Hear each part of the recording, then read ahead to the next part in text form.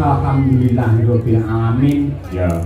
Intine ngaturke panuwun karo Pak Lurah Wengkal sing wis kepareng mercaya awake dhewe sak kanca supaya kregengake bahagian ing ratri iki ya, Nok. Iya, Mak, iya. Dasare piyayine ya grapyak semanak semedulur. Nadyan nembe sepisanan ketemu karo awake dhewe nyatane ling rengkuh dadi dulur nganti kaya ngono ya. Mula pamanengan ngasta dadi kepala desa nganti rambah kaping pindho utawa 2 periode wis mempel wis lumrah genah lan entuk gelem tresnani masyarakat lan uga bener-bener ditresnani karo sagung para kawula kabukten bareng kagungan kersa sing rawuh semene akeh. Iya, kabeh ning buyu kabeh paring pandhurung pangestu marang panjenengane sakeluarga. Bener.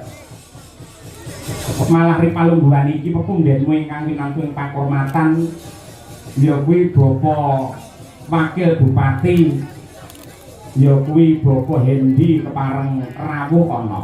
Mosok kaya ngono kuwi.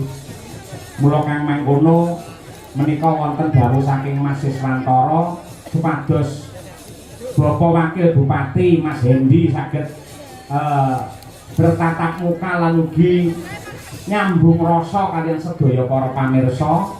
Kula minangka wakilipun sedaya para penonton Bapak kasuwun kanthi sanget Bapak Hendi keparenga minggah wonten ing pepanggungan akrab-akraban karo sedaya para warga masyarakat Nganjuk mligine Ngerjoso khususe ing Mengkal. Iya.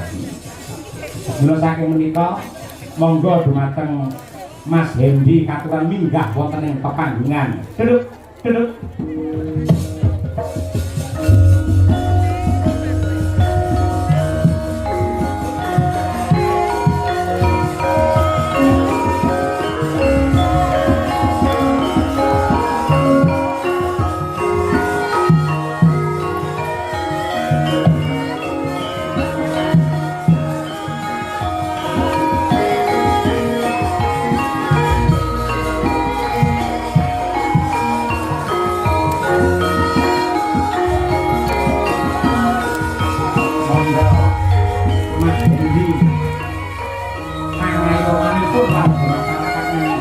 Wakil